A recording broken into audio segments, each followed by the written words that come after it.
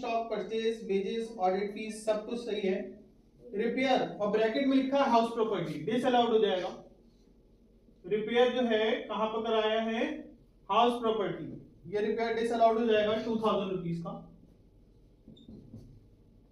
इसके बाद next point देखिए, जनरल चार्ज ठीक है, कमीशन फॉर रेजिंग लोन ठीक है, बैड डेट रिजर्व, किसी भी पॉइंट के पहले या बाद में रिजर्व या प्रोविजन होता है वो डिसअलाउड होता है, bad debt reserve. Bad debt reserve भी डिसअलाउड हो जाएगा 500 रुपए का। इंटरेस्ट ऑन कैपिटल ये भी डिसअलाउड हो जाएगा, इंटरेस्ट ऑन कैपिटल, कैपिटल पर प्रॉफिट अर्न हो रहा है इसलिए इंटरेस्ट नहीं देंगे। इनकम टैक्स में ये डिसअलाउड एक्सपेंसेस है 10,500। Contribution to staff welfare fund, इसको भी पेंडिंग में रखते हैं। अगला पॉइंट है आपका provision for tax, income tax, provision भी डिसअलाउड है, provision for income tax 1500 rupees. Depreciation आगे अलाउड लिखा है तो कोई दिक्कत नहीं है, ये पॉइंट तो हमारे ऐड वाले में आ जाएंगे।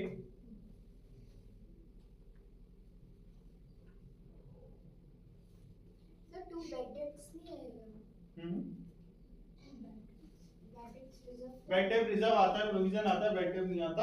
और ये contribution to staff welfare fund, तो स्टाफ ये भी आएगा, स्टाफ वेलफेयर फंड भी आएगा 2500 रुपीज। इस सबको ऐड कर लेंगे, 2011 और 2 13,000, 13 और 4 17,000।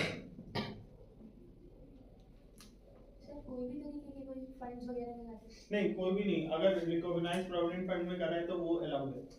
2,67,000 इसका टोटल हो जाएगा।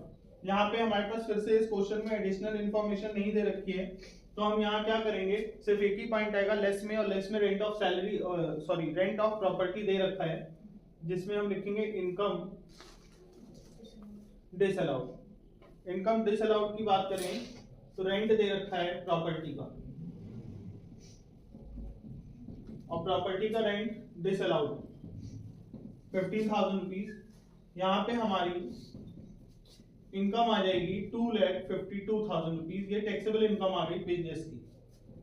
लेकिन यहाँ पे क्वेश्चन में कह रहे हैं टोटल इनकम फाइंड करो, ये टैक्सेबल इनकम बिजनेस की तो आ गई। अब टोटल इनकम का क्या मतलब है, टोटल इनकम का मतलब है हमें जो क्वेश्चन में हाउस प्रॉपर्टी का पॉइंट दे रखा है उसको भी कैलकुलेट करना पड़ेगा। तो जब हाउस प्रॉपर्टी के पॉइंट की बात करेंगे इतना क्वेश्चन करने के बाद, अब हम यहां पर एक और पॉइंट की कैलकुलेशन करेंगे जो होगा house property, income from house property.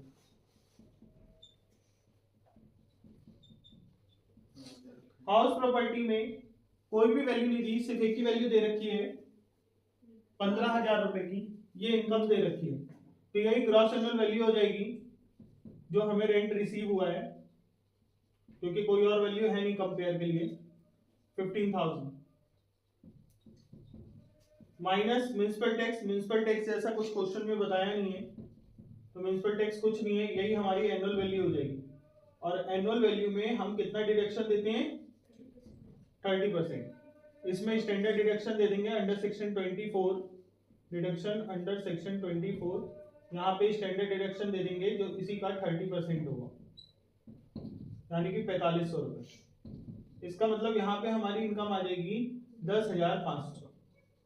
अब टोटल इनकम की जो बात करी है 10,500, ये नीचे का दिख रहा है आप लोगों को, हाँ दिख रहा है 10,500, वो आ गई हमारी हाउस प्रॉपर्टी की इनकम। पीजीपीपी की इनकम इधर आ गई। अगर हम अब टोटल इनकम की बात करें, टोटल इनकम की बात करें तो हमारे पास हाउस प्रॉपर्टी की इनकम है 10,500, और पीजीपीपी की इनकम है profit and gain from business और प्रोफेशन 2,52,000, यानी कि हमारे पास जो टोटल इनकम हो गई टैक्सेबल 2,62,500 रुपीज हो गई। ये टोटल इनकम हो गई, टोटल टैक्सेबल इनकम।